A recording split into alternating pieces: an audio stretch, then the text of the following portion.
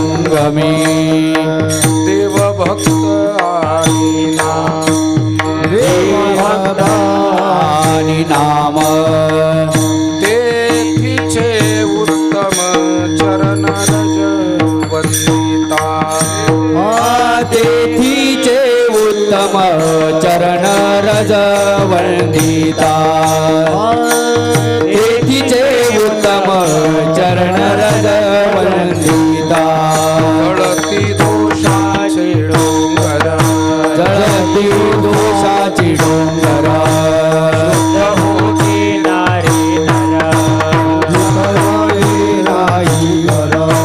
गाती आई गती सागर जे पवित्र हरी कथा गाती ऐकाती सादर जे पवित्र हरी कथा गाती ऐकाती सादर पवित्र हरी कथा तीर्थे तया ठाया तेथे दया ठाया येती पुनीत भावया येती पुनीत भावया पर्वतातळी वसे वैष्णवा पर्वताळ पाया परिवते वैष्णवा पर्वताळ पाया परिवते वैष्णवा जळती दोषाची डोंगर जळती दोषाची डोंगर शुद्ध होते नारी नर शुद्ध होती नारी नर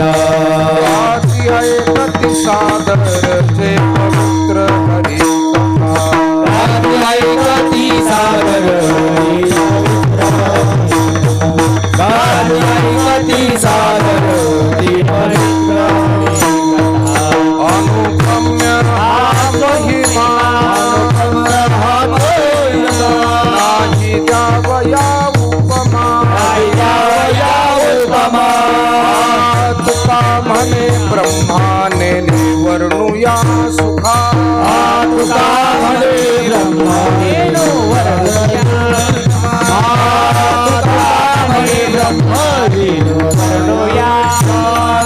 जळती दोषाचे डोंगर होते नारी नर गाते ऐकती सागर जे पवित्र हरी कथा ऐकती सागर हे पवित्र ऐकती सागर हे पवित्र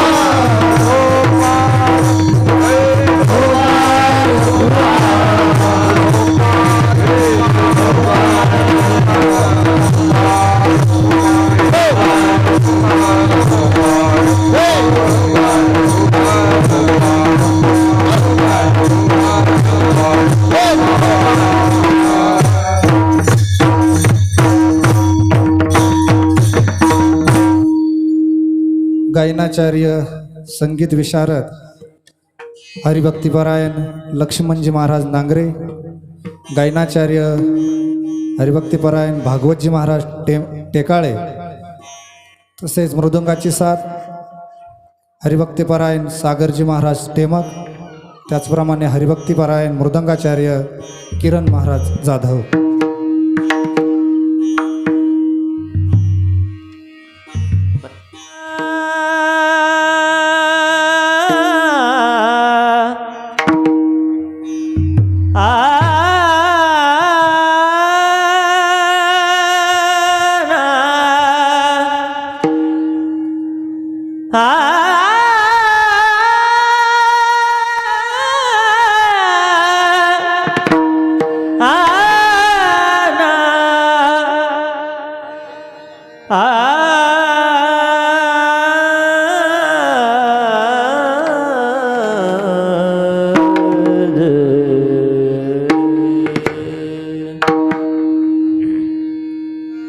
कथा त्रिवेणी संगम कथा त्रिवेणी संगम कथा त्रिवेणी संगमा कथा त्रिवेणी संगमा देव भक्त आणि नाम देव भक्त आणि नाम देव भक्त आणि नाम देव भक्त आणि नाम येतीचे उत्तम येतीचे उत्तम जय उत्तम जय उत्तम चरण रज वंदिता चरण रज वंदिता जळती दोषाचे डोंगर जळती दोषाचे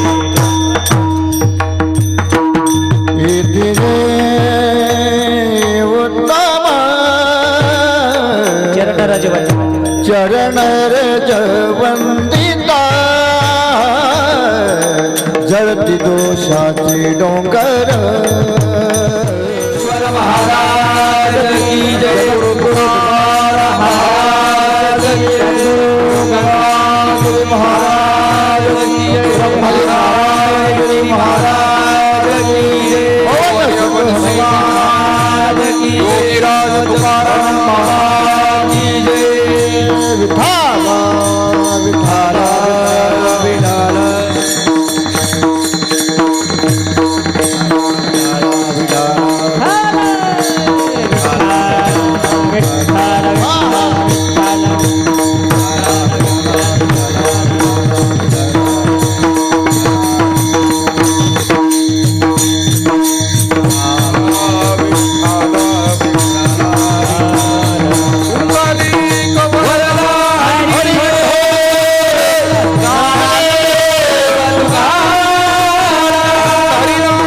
भगवान की जय रामचंद्र भगवान की जय कृष्ण भगवान महारुद्र हनुमान की जय पार्वती हर हर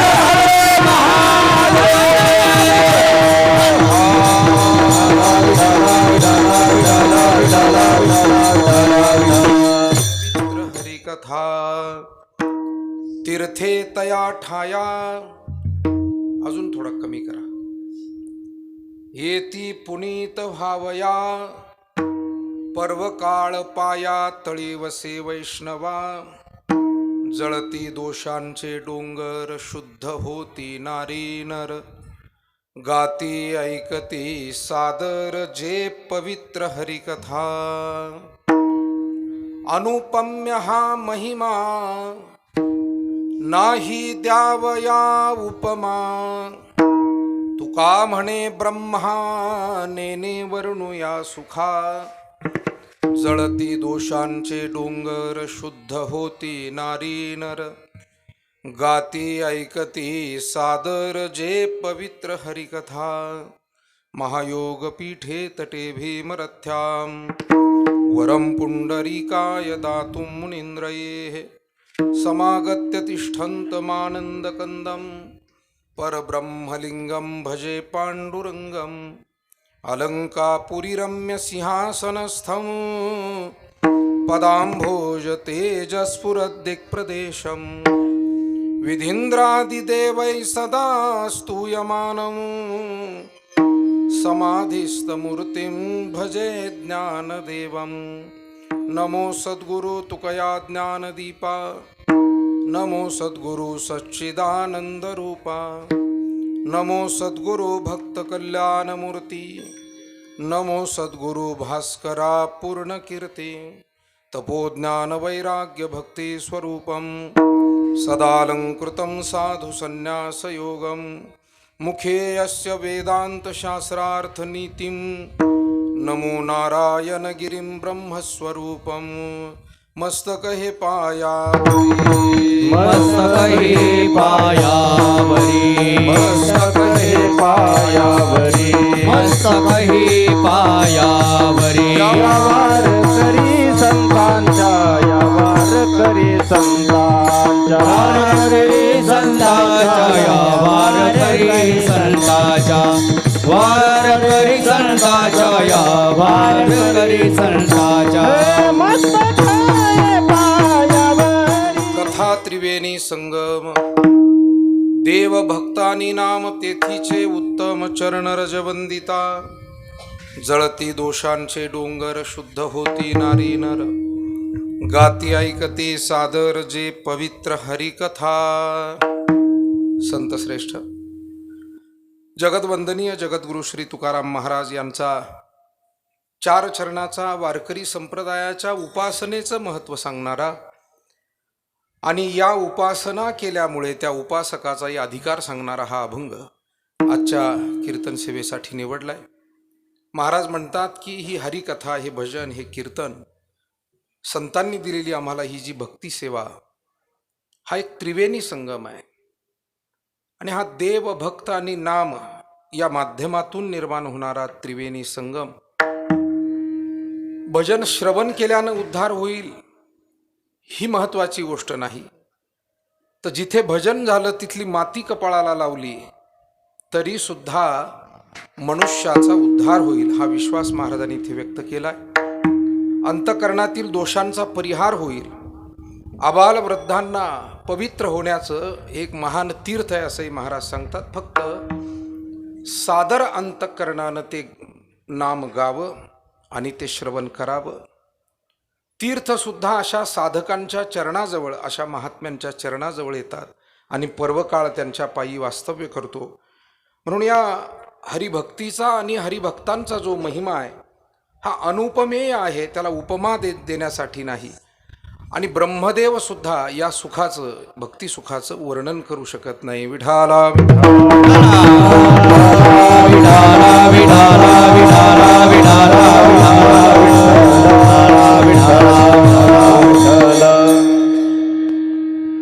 आपल्या प्रवरेच्या तीरावर असलेलं शेनवडगाव, तालुका राहुरी, जाधव पाटील परिवार आणि या परिवाराच्या पूजनीय मातोश्री सौभाग्यवती कैलासवासी गंगूबाई भिकाजी जाधव यांना आपल्यातून जाऊन 1 वर्ष पूर्ण झाले आणि आज त्यांचं प्रथम वर्ष श्राद्ध पुण्यस्मरण आपल्या सर्वांच्या उपस्थितीमध्ये या ठिकाणी साजरं केलं जात आहे. या परिवारातील सर्व प्रमुख मंडळी, विशेष करून श्री भिकाजी पाटील जाधव असतील, त्याचबरोबर किसन दादा पाटील जाधव, भिकाजी दादा पाटील जाधव, श्री लालजी शंकर पाटील जाधव, भगीरथ शंकर पाटील जाधव, श्री राधाजी गेनुदास पाटील जाधव, भास्कर रामदास पाटील जाधव, रंगनाथ किसन पाटील जाधव, हरिभाऊ भिकाजी पाटील जाधव, केशव भिकाजी पाटील जाधव आणि त्यांच्या मुलगी सौभाग्यवती वैशालीताई बाबासाहेब पाटील पवार, असा संपूर्ण परिवार, शेनवडगावकर, सर्व ग्रामस्थ, गावातील समस्त जाधव पाटील, समस्त शिंदे पाटील आणि सर्व लहान थोर सर्व मंडळी, विशेष करून आजच्या या कार्यक्रमासाठी आवर्जून उपस्थित राहिलेले वारकरी संप्रदायाचे ज्येष्ठ मार्गदर्शक, आपले सर्वांचे आदरणीय राजाराम बाबा तुवर, एकनाथ महाराज माकोणे, योगेशजी महाराज जाधव पवार, त्याचबरोबर सखाराम महाराज, शिवाजी भाऊ, रंगनाथ पाटील, या निमित्तानं आवर्जून उपस्थित मुळा कारखान्याचे सन्माननीय चेअरमन नानासाहेब पाटील तुवर, संचालक रंगाभाऊ जंगले पाटील, आपले सर्वांचे स्नेही कर्णाभाऊ आवटी, चंद्रकांत भाऊ, ठोसर भाऊसाहेब, या निमित्तानं आवर्जून उपस्थित मुळा कारखान्याचे संचालक आणि पाणेगावचे सरपंच संजयजी जंगले पाटील, या निमित्तानं खरं म्हणजे परिसरातून आमचे आदरणीय चव्हाण महाराज, गायनाचार्य लक्ष्मणजी महाराज, बाळासाहेब महाराज, भागवत महाराज, चंद्रकांत भाऊ, रंगाभाऊ, घोलप पाटील, आमचे सर्व भजनी मंडळातील शशीभाऊ असतील, सर्व जुन्या नव्या पिढीतील सहकारी विनेकरी आमचे संपत महाराज आणि सर्व शेनवडगावकर भजनी मंडळ, हार्मोनियमची साथ करणारे आमचे जगताप पाटील, जुने मृदंगाचार्य आणि वारकरी संप्रदायाचे सहकारी भिकाभाऊ, या निमित्तानं देठे पाटील असतील, परिसरातून आलेले सर्व प्रमुख, गावातील ज्येष्ठ मार्गदर्शक काकासाहेब पाटील असतील किंवा या जाधव पाटील परिवाराचे मुख्य मार्गदर्शक, आपल्या कारखान्याचे अर्थात डॉक्टर तनपुरे कारखान्याचे माजी संचालक सन्मान्य आप्पासाहेबजी जाधव पाटील, त्याचबरोबर पोलीस पाटील श्री लक्ष्मणराव जाधव पाटील, या परिवारातील सर्व ज्येष्ठ मार्गदर्शक मंडळी, आपल्या सर्वांच्या उपस्थितीमध्ये आजचा कार्यक्रम होतोय. भजनी मंडळातील सर्व असलेली भोवतालच्या गावची प्रमुख मंडळी, शेनवडगाव, पाथरे, खुडसरगाव, अमळनेर, करजगाव, त्याचबरोबर शिरेगाव, खेडले, निंभारी, वांजळपुई, तिळापूर, पाचेगाव, अशा सर्व भागातून आलेली, पानेगाव, मांजरीकर, अशी सर्व आपली आदरणीय भजनी मंडळी, खिरडी आहे, इकडे वांगी आहे, भोवतालच्या जवळजवळ सर्वच गावची मंडळी, खरं म्हणजे या जाधव पाटील परिवारालाच धन्यवाद दिले पाहिजे. विशेष करून भिकाजी पाटील असतील किंवा या मातोश्रींची मुलं श्री हरिभाऊ भिकाजी पाटील जाधव किंवा केशवराव भिकाजी पाटील जाधव, या परिवारानं जी माणुसकी जपली, या मातोश्रींनी सुद्धा जे पुण्य केलं आणि त्या माध्यमातून खऱ्या अर्थानं आज एवढ्या मोठ्या संख्येनं आपण सर्व मंडळी या ठिकाणी उपस्थित झालेला आहात. खरं म्हणजे आजच्या काळामध्ये प्रत्येकाच्या पाठीमागे धावपळ खूप मोठी आहे, पण अशाही काळामध्ये वेळ देणं हे खूप प्रेमापोटी शक्य असतं. आपल्याला वस्तू या विकत आणता येतात, पण माणसं प्रेमानं जोडावी लागतात. विठाला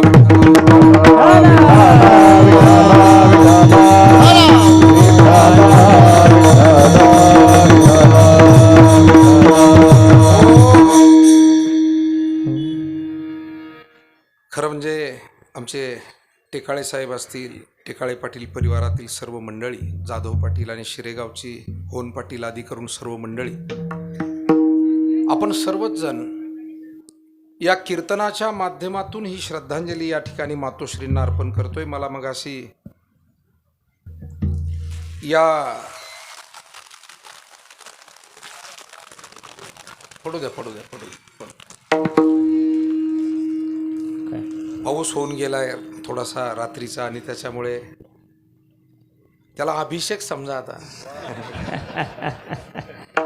परिस्थितीचा थोडासा सोयीचा अर्थ लावला की अडचण कमी होते. जिव्हाळा आणि मुलं आजारी पडल्याचा धक्का खऱ्या अर्थानं त्यांना सहन झाला नाही. मला वाटतं तुकाराम महाराजांनी म्हटले, लेकुराचे हित वाहे माऊलीचे चित्त, ऐसी कळवळ्याची जाती करी लाभावी न प्रीती. अभंगातला एक एक शब्द महत्वाचा आहे, पण सर्वात महत्वाचा असेल तर करी लाभावी न प्रीती. जगामध्ये जे सर्व प्रेम मिळतं त्याच्या मागे काही लोभ असतो, काही लाभ असतो, आणि त्या सगळ्या स्वार्थातूनही थोडंफार प्रेम वाट्याला येतं. म्हणजे साधारणपणे लग्नामध्ये कन्यादान आणलं तर पुन्हा साडी दिली जाते. आता उसने फेडिता धर्म तो कोण, असा प्रश्न त्याला आजच्या जरा नव्या पिढीच्या भाषेमध्ये त्याला टेकाळे साहेब रिटर्न गिफ्ट म्हणतात ना. तुम्ही परदेशात राहिला तर हा परदेशातला शब्द आहे. कोणी जर आपल्याला गिफ्ट दिलं तर त्याला रिटर्न गिफ्ट देण्याची परंपरा आहे. म्हणून जगातला सर्व जो व्यवहार चालतो, जन हे सुखाचे दिल्या घेतल्याचे, अंत हे काळीचे नाही कोणी. पण अजूनही आपल्या या भारत देशामध्ये, आपल्या या संस्कृतीमध्ये निस्वार्थ आणि निर्हेतुक प्रेम करणारे अनेक लोक आहेत. काही नातेवाईक असतील, काही मित्र असतील, काही समाजसेवक असतील, काही साधू संत असतील, आणि जे जन्म देतात ते मायबाप असतील. हे निर्हेतुक निस्वार्थ प्रेम करणारे लोक आहे. करी लाभावी न प्रीती. आणि म्हणून या माऊलीचा स्वभाव सुद्धा तसाच होता. मातोश्री गंगूबाईंचा अतिशय प्रेम त्यांनी सर्वांना दिलं. आणि या परिवाराच्या बाबतीत सुद्धा नेहमीच गोरगरिबांच्या सेवेत उभा राहणारा ही मंडप, साऊंड व्यवस्था त्यांचा एक शेतीला जोडून छोटासा व्यवसाय आहे. या माध्यमातून सुद्धा अडी अडचणी ज्या काही कोणाच्या असतील त्यात सहकार्य करणं. विशेष करून मला सांगितलं आमचे हरिभाऊ स्वयंपाकही चांगला करतात. बरोबर आहे ना? कोणा गोरगरिबाचं कार्य असू द्या, हरिभाऊ अगोदर जाणार, काय तो देईल घेईल याचा विचार न करता त्याला मदत करणार. मला वाटतं मानवी जीवनामध्ये जी कमाई असते ती हीच आहे.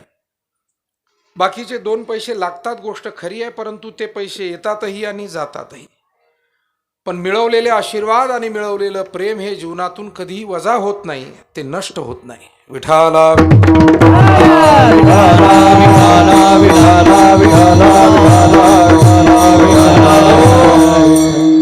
आपल्या बाजार समितीचे संचालक रखमाजी पाटील जाधव हे सुद्धा या ठिकाणी उपस्थित झाले. आमचे दिलीप महाराज, डोंगरे भाऊसाहेब, बरीच मंडळी या ठिकाणी उपस्थित आहे. सांगण्याचा मतितार्थ इतकाच आहे की मानवी जीवनात सरते शेवटी माणसाविषयी जे बोललं जातं ते त्याच्या स्वभावाविषयी, त्याच्या सेवा कार्याविषयी आणि त्याच्या संबंधांविषयी. मला वाटतं 3 गोष्टीपेक्षा जास्त काही बोललं जात नाही. एखाद्याला आपण ज्या वेळेला दुर्भाग्यानं घटना घडते आणि अचानकपणे एखाद्याच्या मृत्यूचा निरोप येतो, माणसं जमतात, अंत्यविधीला म्हणा, दशक्रियेला म्हणा.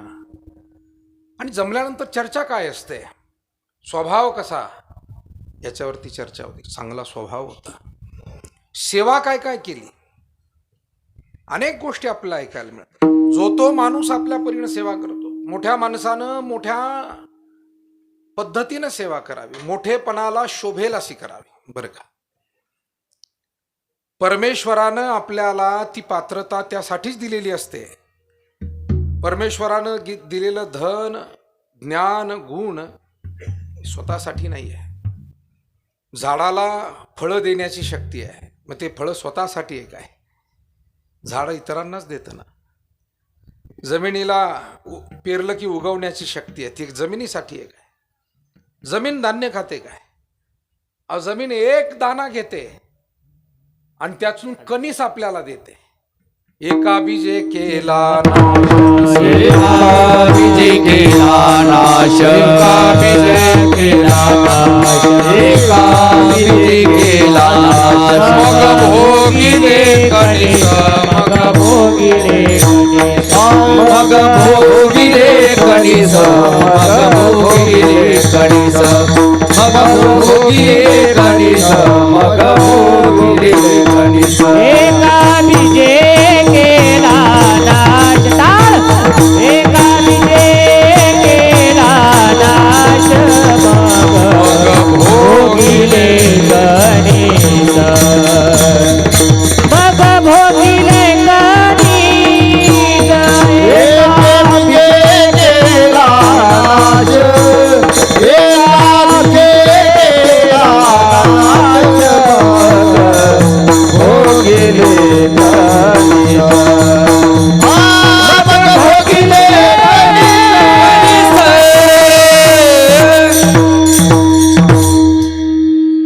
निसर्ग थोडं घेतो आणि भरपूर देतो.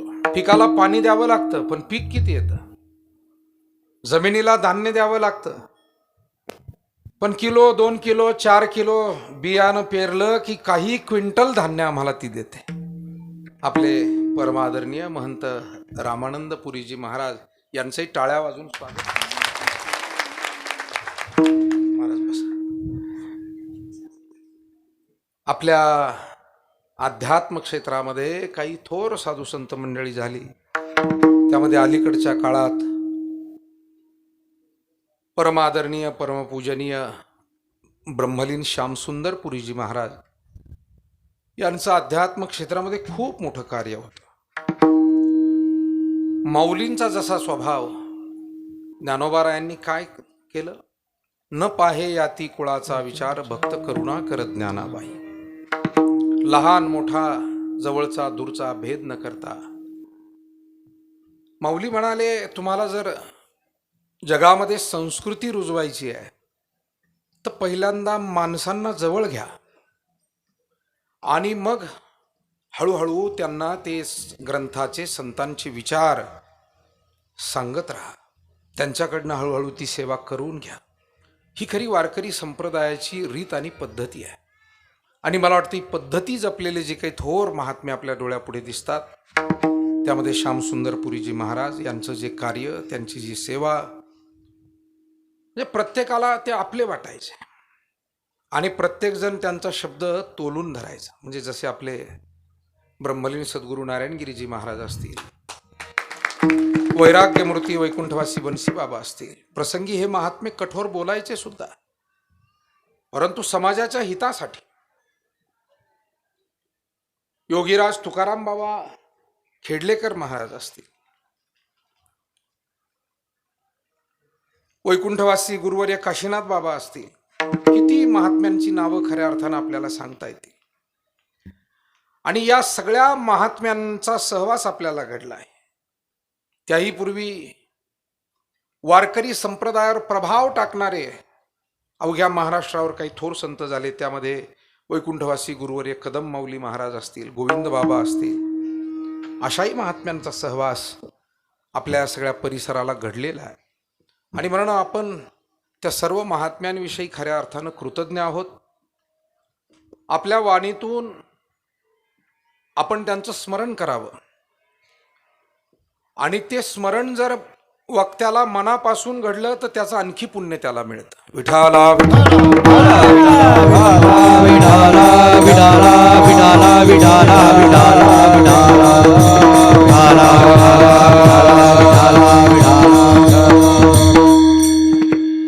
वैकुंठवासी गुरुवर्य काळे गुरुजी असतील, आज आपल्या सर्वांना मार्गदर्शन करणारे गुरुवर्य भास्कर गिरीजी महाराज असतील, असे अनेक थोर महात्मे या परिसरामध्ये ज्यांचं मार्गदर्शन आपल्याला खऱ्या अर्थानं मिळालेलं आहे. आणि म्हणून हा परिसर प्रपंच आणि परमार्थ दोन्हीही बाजूनं आदर्श आहे, समृद्ध आहे, श्रीमंत आहे असं मी म्हणणार नाही, कारण शेतकऱ्याच्या अडचणी कधी संपत नाही. त्यामुळे मी जर असं म्हणालो तर कुणी कीर्तन झाल्यावर मला येऊन भेटेल महाराज, तो म्हणेल की काय कशाची समृद्धी आणि कशाची श्रीमंती, अडचणी आम्हाला आहे. बरोबर आहे, अडचण संपत नाही. अगदी मोठ्या मोठ्या माणसांना मोठं काम करतानाही अडचणी येतात.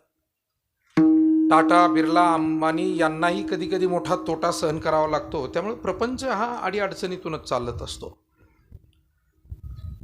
पण एक आदर्श मला वाटतं आपल्या भागामध्ये आध्यात्मिक दृष्टीने विचार केला तर प्रत्येक घरामध्ये गाथा ज्ञानेश्वरी आहे, नाथरायांचं भागवत आहे, ते असायलाच हवं. आपल्या घरातल्या माणसांच्या दहाव्याला जर का दुसऱ्याच्या घरून ज्ञानेश्वरी आणायची वेळ आली तर मला वाटतं माऊलींना त्या दिवशी त्यांचा चेहरा उदास होत असेल. ज्या माऊलींनी आम्हाला ज्ञानेश्वरी दिली, समाधीमध्ये ते उदासवाने बसत असतील की अरे कशासाठी मी हे दिलं होतं. पुढती पुढती पुढती या ग्रंथ पुण्य संपत्ती, सर्व सुखी सर्वभूती संपन्न होई जो. एक घर हे त्यावेळेला भरून दिसतं ज्यावेळेला त्या घरामध्ये आधुनिक उपकरणाबरोबर ग्रंथही असतील आणि त्या ग्रंथांचे विचारही आपल्या मनात असतील तर ते घर कसं होऊन जातं, अतिशय सुंदर होऊन जातं.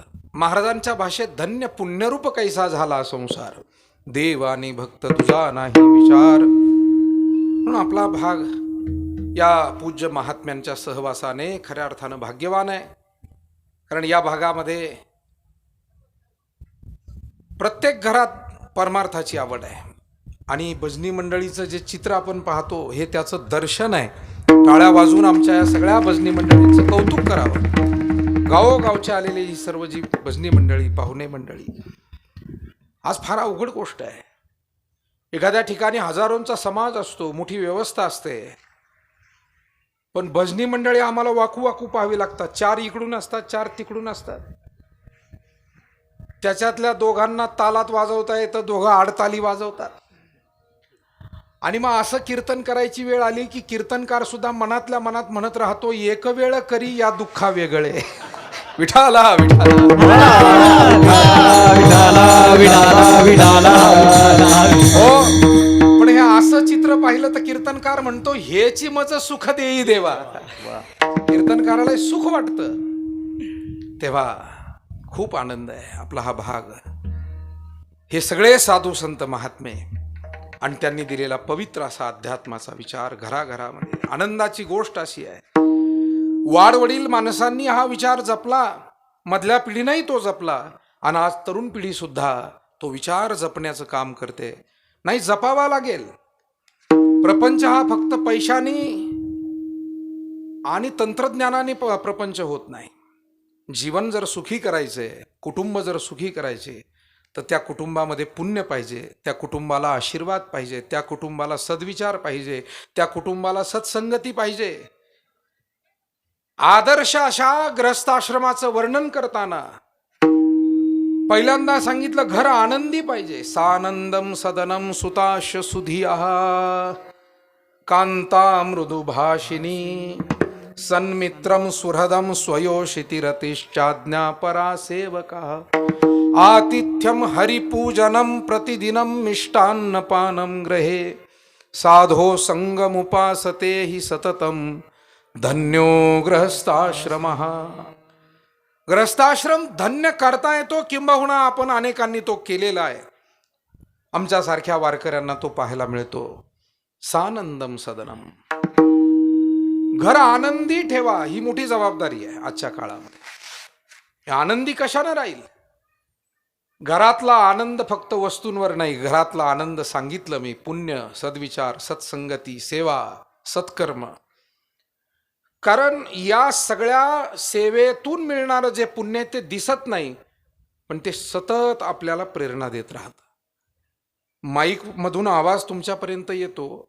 आता आपल्या जाधव कुटुंबियांचाच माईक आहे, आणि आमचे माईकच्या सिस्टीमच्या क्षेत्रातील दुसरे आमचे सहकारी तिळापूरचे कोळेकरजी, नानाभाऊ नावच आठवतो.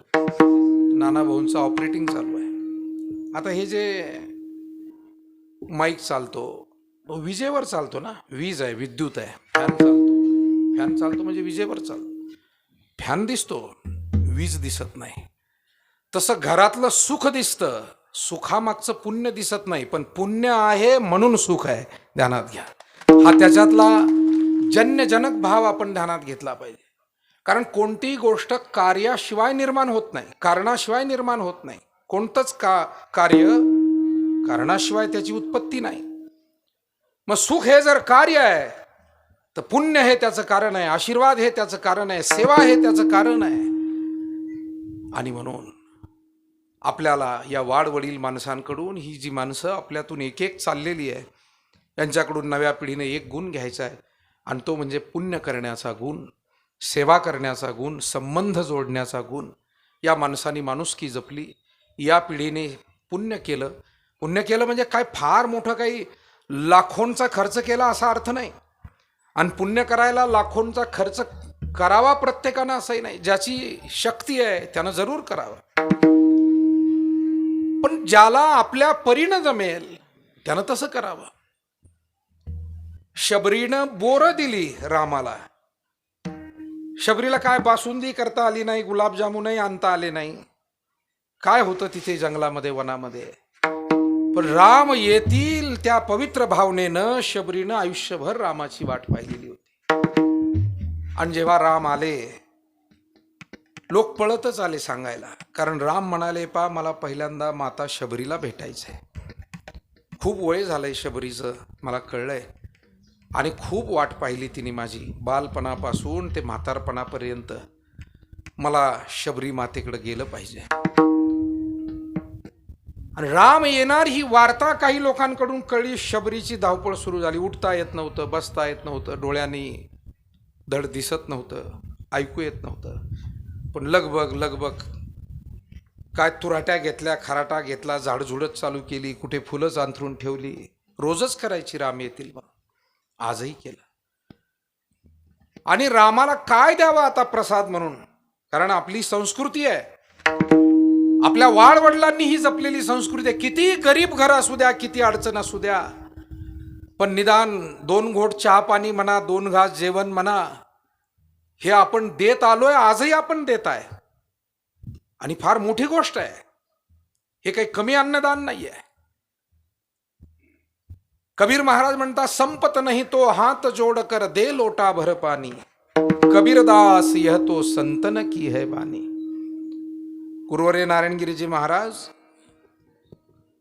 लग्न कार्याला फार जात नव्हते, पण क्वचित कुठे गेले तर हा दोहा ते म्हणायचे कबीरांचा, की बाबांनो, ग्रहस्थाश्रमामध्ये वडीलधाऱ्याची सेवा करा, देवधर्म करा, आणि तुमच्या दारात आलेल्याला विनमुख जाऊ देऊ नका. संपत्ती नसेल तुमच्याकडे, जेवूही घालता येत नसेल, संपत नाही तो, नसेल संपत्ती, पण हात जोड करा, आलेल्याचं सुहास्य वदनानं हात जोडून स्वागत करा. नाहीतर मग मला बाहेर निघायचं होतं, कशाला आले बा पाहुणे, असं काही करू नका. तेवढ्या धावपळीत का होईना सुहास्य वदनानं स्वागत करा आणि दे लोटा भर पाणी, 1 तांब्या भरून पाणी द्या. नाही आपल्याला बाकी काही देता येत. फुकाची जीवन तरी पाजा, फुकाची जीवन तरी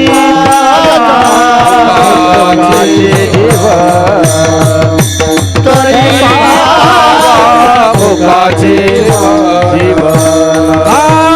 नका घालू दुधे, नका मरी हे हो, नका देऊ अन्न, फुकारे जीवना तरी पाजा, फुकाचे जीवन तरी पाजा.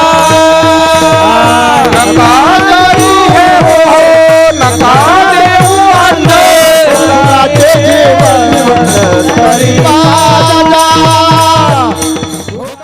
फुकाचे जीवन तरी पाजा, किंवा तुम्ही सुरुवात केली तसं नका घालू दूध जयामध्ये सार, ताकाचे उपकार तरी करा. विठाला विठाला विठाला विठाला. दूध नाही देताय, ताक द्या. जुन्या काळामध्ये मोठ्या शेतकरी कुटुंबामध्ये रोजच ताक केलं जायचं. म्हणजे रोजच्या कामापैकी एक काम त्या म्हाताऱ्या माणसांना, घरातल्या माता भगिनींना असायचंच. सकाळच्या कामांपैकी जसं पोचारा देणं चुलीला, सडा टाकणं, झाडझूड करणं, आणि त्याचबरोबर लगेच त्या दह्याचं मंथन करणं, ते काम सकाळी सुरू व्हायचं. आणि ताक व्हायचं घरात, आणि गोर गरीब माणसं ते ताक घेऊन जायचे. जुन्या काळामध्ये हे सहकार्य एकमेकांना होत होतं, म्हणून तर माणसं इथपर्यंत आली. आणि म्हणून ताकाचे उपकार तरी करा, किंवा निदान पाणी तरी द्या. ही आपली संस्कृती आहे. आणि सुदैवाची गोष्ट अशी आहे की घरामध्ये आजही ते जपलं जातं, म्हणून घर आनंदी ठेवणं ही आपली जबाबदारी आहे. सानंदम. पण केव्हा, ज्यावेळेला सुताश्य सुधियाः, मुलं बाळं ही चांगल्या विचाराची निघावी, चांगल्या विचाराची असावी. मुलं मुली सुना नातवंड विचार चांगला असला पाहिजे. मी म्हणतो, माणसाचं धन दौलत निघून गेली तरी चालेल, पण त्याचे सद्विचार निघून जाऊ नये. हरिश्चंद्राचं राज्य गेलं, पण हरिश्चंद्राचा सेवाभाव गेला नाही. आणि त्याच्यामुळे हरिश्चंद्र सुद्धा आजपर्यंत मेला नाही, तो जिवंत आहे, हे ध्यानात द्या. नुसता पैसे कमावणारा हरिश्चंद्र असता तर लोकांनी हरी सुद्धा म्हणलं नसतं. चंद्र कोण म्हणतंय, हरी सुद्धा ध्यानात राहिला नसता. पण हरिश्चंद्र का ध्यानात राहिले? दिलेला शब्द पूर्ण करणं ही त्यांची मोठी जबाबदारी त्यांनी पार पाडली. स्वप्नात विश्वामित्र आले, स्वप्नात आले आणि राज्य दान मागितलं. स्वप्नात घडलं. हरिश्चंद्र राजाने सुद्धा देऊन टाकलं. आणि दुसऱ्या दिवशी सकाळी राज्य कारभार सुरू झाला, दरबारात बसले आणि खरोखरच विश्वामित्र आले. बरं, आता हरिश्चंद्राला काही पडलंय स्वप्न, पण काय योगायोगा म्हणे विश्वामित्र मुनी आलेत. आणि आल्यानंतर त्यांनी सांगितलं, राजा, अरे रात्री तुम्हाला राज्यदान दिलंय ते ध्यानात आहे का? आता मात्र विश्वामित्र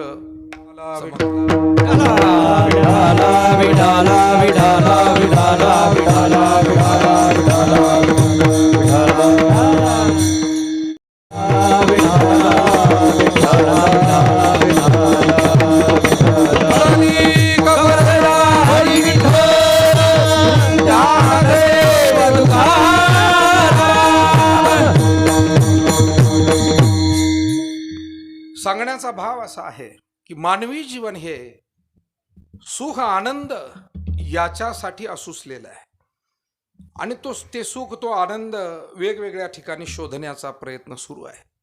परंतु आपलं घर, आपलं जीवन हे आपल्याला जर सुखी आनंदी बनवायचं असेल तर त्यासाठी हरिकथेशिवाय पर्याय नाही, भगवत भक्तीशिवाय पर्याय नाही. आणि म्हणून आज जगद्गुरु तुकाराम महाराज या अभंगातून हरिकथेचं, भक्ती क्षेत्राचं, या उपासनेचं महत्त्व जे पिढ्यानपिढ्या आपले वाडवडील सांगत आले आणि तेच संतांनी आम्हाला सांगितलं की आपल्याला पुनीत पावन करणारी ही हरिकथा, दुःख मिटवून सुख प्रदान करणारी हरिकथा ही सामान्य नाही आहे. त्रिवेणी संगमामध्ये आपण जातो आणि पवित्र होण्यासाठी आपण जातो, कारण गंगा पापम शशितापम दैन्यम कल्पतरुस तथा अनेक गोष्टी आहे. गंगेत स्नान केलं, तीर्थात स्नान केलं की पाप नाहीसं होतं. पाप आणि ताप दोन्ही गोष्टी नाहीशा होतात. चंद्रात घरातल्या वाडवडील माणसांनी त्या पिढीसाठीच कळकळ करायची आणि त्या पिढीनंच विचित्र वागायचं. मला वाटतं वेगळं काय आहे, वेगळं काय तेच आहे.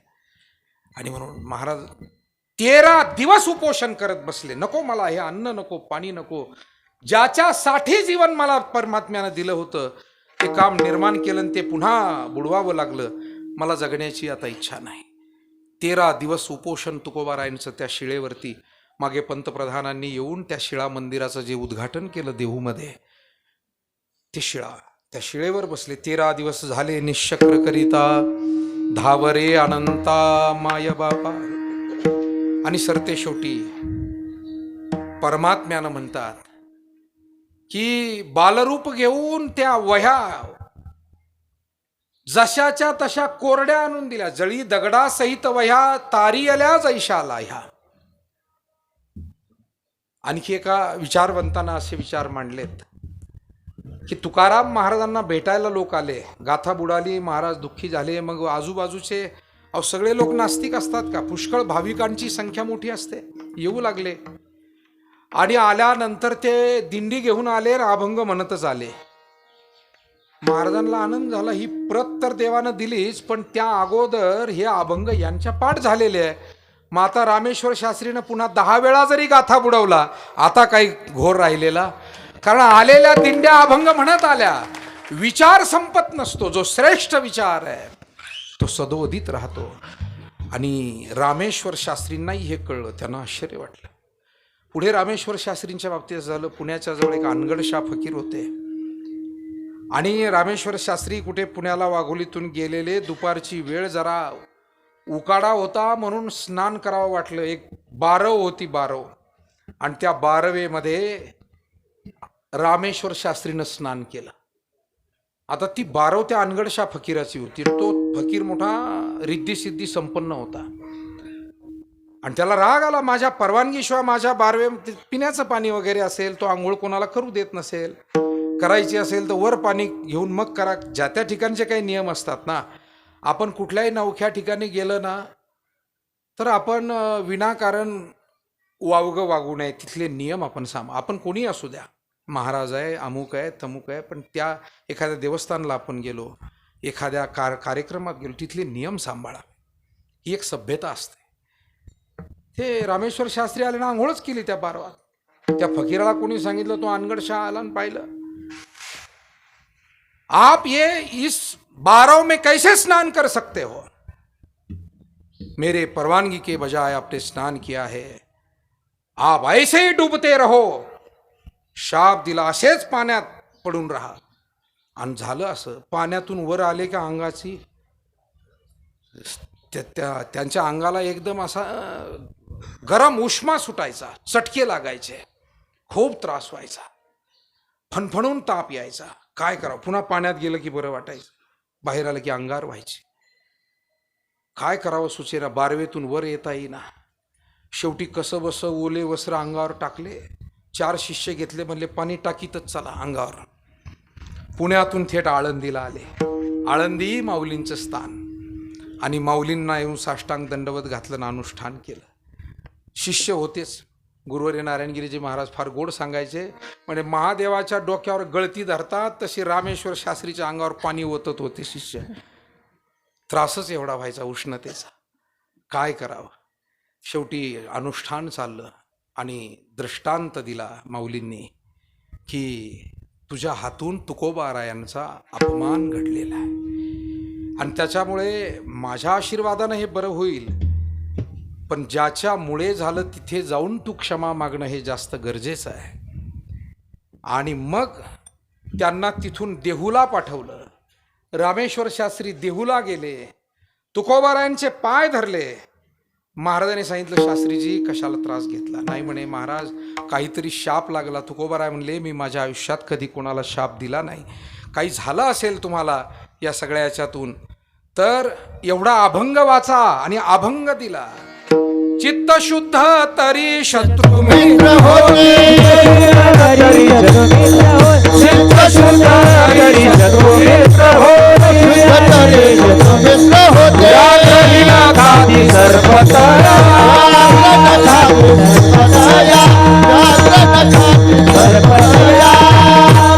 चित्त शुद्ध तरी शत्रु मित्र होती, व्याघ्रहीन खाती सर्पतया. किंवा इकडे जसं भगवंताचं सामर्थ्य तसंच संतांचं, न जळे न बुडे नोहे काही, विषतेही अमृत पाणी. अशा पद्धतीनं अभंग दिले आणि ते अभंग वाचले ना, अंगाचा दाह, ती अंगार सगळी शांत झाली. आणि मग रामेश्वर शास्त्रीला तुकोबारायांच्या शब्दातलं महत्व, एक महात्मा त्याच्या शब्दानं, आणि मग पाय धरले. आणि तिथेच रामेश्वर शास्त्रींचे उद्गार निघालेले आहे. तुकाराम तुकाराम तुकाराम तुकाराम, नाम घेता कापेयम, नाम घेता कापेयम, नाम घेता कापेयम, नाम घेता कापेयम, नाम घेता कापेयम, नाम घेता कापेयम. धन्य तुकोबा समर्थ जेने केला पुरुषार्थ, जळी दगडा सहित वह्या तारियल्या जैशाला. या म्हणे रामेश्वर भट्ट द्विजा, तुका विष्णू नाही दिला. तुकाराम महाराज म्हणतात, संतांच्या जवळ आलं आणि मनुष्य नम्र झाला, वैष्णव झाला, नामधारक झाला की मग त्याच्याजवळ कोणता दोष राहत नाही. रामेश्वर शास्त्रींकडे विद्वत्तेतून निर्माण झालेला अहंकार होता, पण रामेश्वर शास्त्री अहंकार कुरवाळत बसले नाही. रामेश्वर शास्त्रींनी घडलेल्या प्रमादाबद्दल क्षमा मागितली आणि त्याचा परिणाम असा झाला, तो अभंगाच्या दुसऱ्या जळती दोषाचे डोंगर, जळती नारी नर, युद्ध होती नारी नर,